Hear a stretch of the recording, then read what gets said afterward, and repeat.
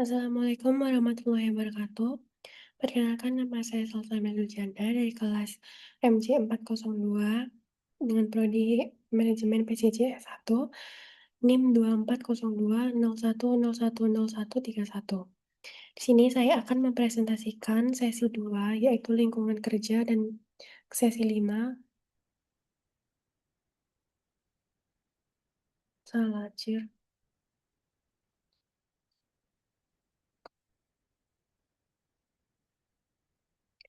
Perkenal Assalamualaikum warahmatullahi wabarakatuh.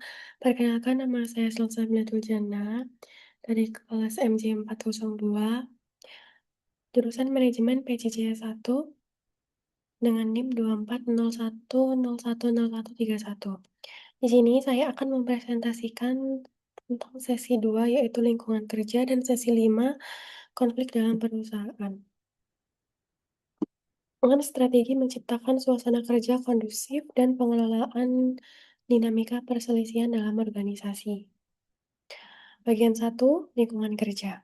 Ada konsep, dimensi, dan pengaruh suasana kerja terhadap kinerja karyawan. Dimensi utama lingkungan kerja. Yang pertama, lingkungan kerja fisik. Segala kondisi berbentuk fisik yang berada di sekitar tempat kerja yang dapat mempengaruhi pegawai baik secara langsung maupun tidak langsung. Elemen kunci yaitu kebersihan, pencahayaan, tingkat kebisingan, sirkulasi udara, keamanan, serta tata ruang dan ergonomi. Yang kedua ada lingkungan kerja non-fisik, yaitu semua kesadaran yang terjadi yang berkaitan dengan hubungan kerja, baik dengan atasan, sesama rekan kerja, ataupun dengan bawahan.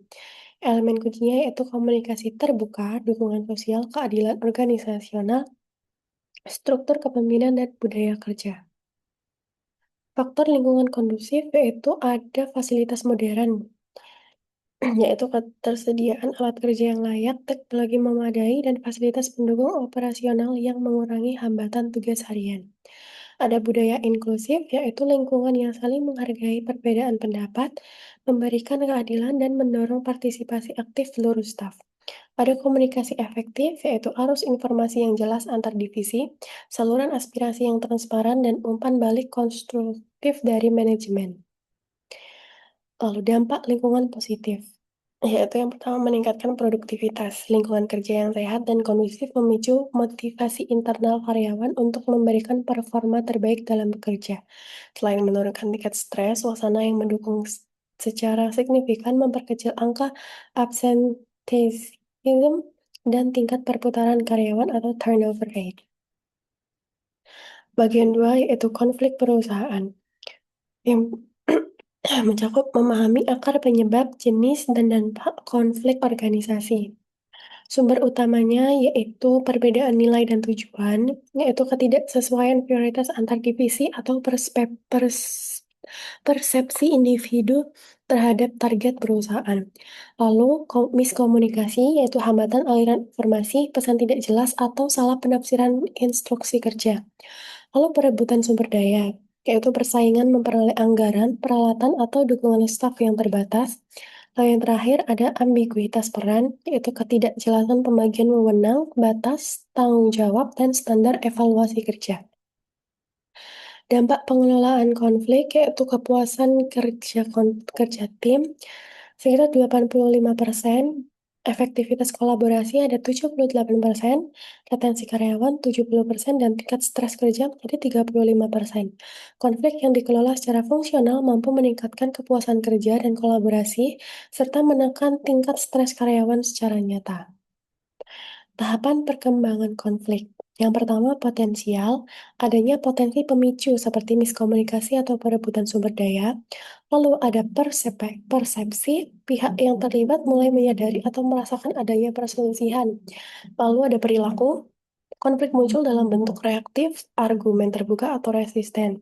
Dan yang terakhir hasil, yaitu dampak akhir menjadi fungsional atau inovasi atau solusi dan disfungsional penurunan kinerja. Strategi manajemen konflik. Yang pertama, kolaborasi atau win-win solution, yaitu menggabungkan gagasan dari berbagai pihak untuk menemukan solusi yang memuaskan seluruh individu secara mendalam. Ada kompromi, yaitu masing-masing pihak bersedia mengorbankan sebagian tuntutannya demi mencapai kesepakatan tengah yang adil. Ada akomodasi, yaitu salah satu pihak bersedia mengalah dan menempatkan kepentingan pihak lain di atas kepentingan pribadinya demi menjaga hubungan baik. Yang terakhir, kompetensi atau ketegasan, yaitu pendekatan secara tegas yang digunakan ketika tindakan cepat dan berani sangat dibutuhkan dalam krisis organisasi. Metode penanganan konflik, ada negosiasi, untuk peran pihak ketiganya tidak ada. Sifat keputusan yaitu kesepakatan bersama dan tingkat kontrol pihak konfliknya sangat tinggi atau penuh. Lalu ada mediasi, tidak ada fasilitas netral atau ada mediator, sifat keputusan rekomendasi atau non-binding, dan tingkat kontrol pihak konfliknya tinggi, yaitu keduanya setuju. Lalu ada arbitrase, ada pengambil keputusan atau arbitrator, sifat keputusannya mengikat atau binding decision, untuk tingkat kontrolnya rendah, diberikan kepada pihak yang ketiga. Lalu yang terakhir ada konsiliasi, yaitu ada penengah atau perantara, sifatnya usulan perdamaian dan tingkatnya sedang. Sekian presentasi dari saya, selebihnya mohon maaf. Wassalamualaikum warahmatullahi wabarakatuh.